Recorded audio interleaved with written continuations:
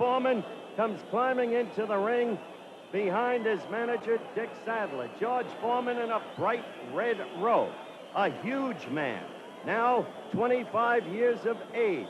He weighed in at 224 3/4, a little more than 7 pounds more than he did for Joe Frazier in Kingston, Jamaica, back on that January 28, 1973. There is no detectable sign of a limp. Remember, it's the right knee that was presumably damaged that caused a furor here for most of today, until finally we all learned that, yes, indeed, the fight was going to take place. Why the Norton forces changed their mind at the last minute about Jimmy Rondeau, we don't know. Rondeau told me this morning that he was sick of the whole thing and felt he'd come out on the short end, that he'd just as soon not referee it, but here he is. And we'll be back with the action in just a moment.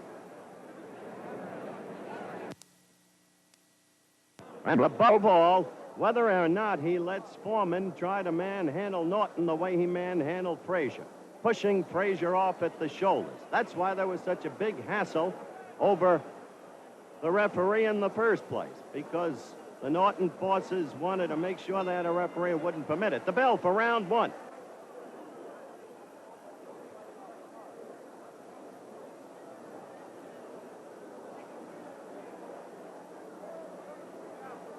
This round is an important round in terms of watching Norton's tactics and strategy. Note, as I've reminded you in past Norton fights, how he lags that right leg. He comes at you in a kind of diagonal way, which in the opinion of Ali makes him very hard to hit. Ali, by the way, is at ringside today, along with Joe Louis. Norton is using the left and backing off. Foreman is stalking.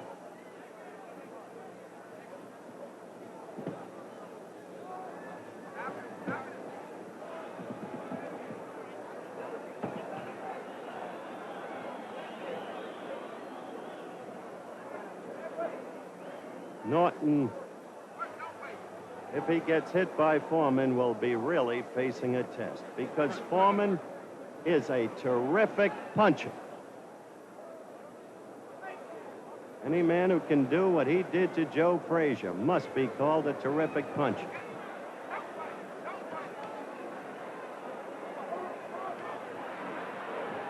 Foreman got in a couple of pretty good ones to the head.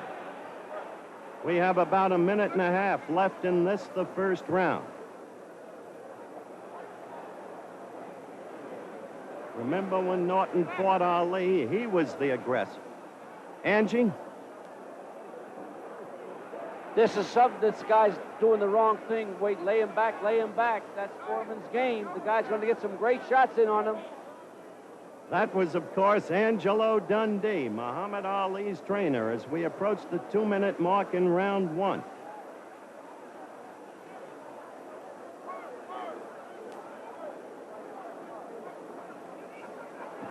You saw Foreman with an amateurish miss, but he came back with a left.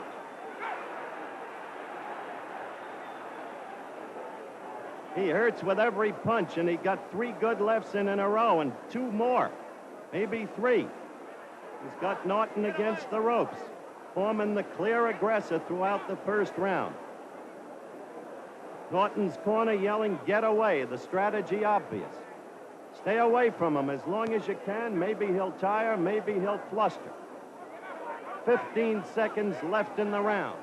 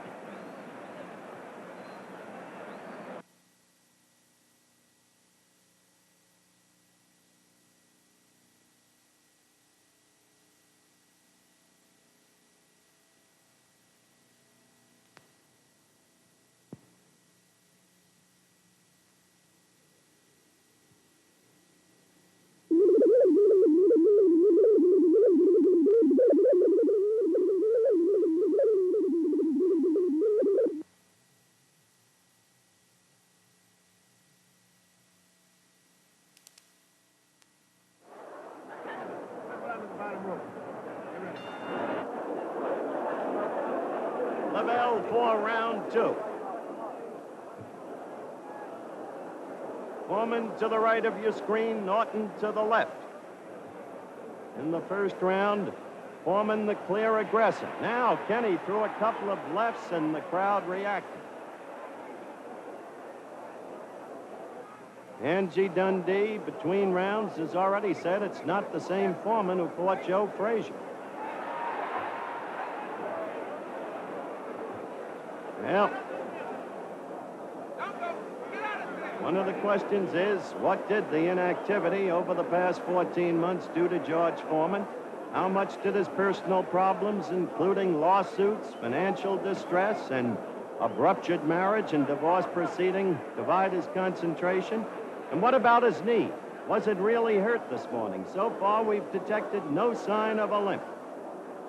And yet, he was half carried, half limped into a minibus to go to the hospital this morning.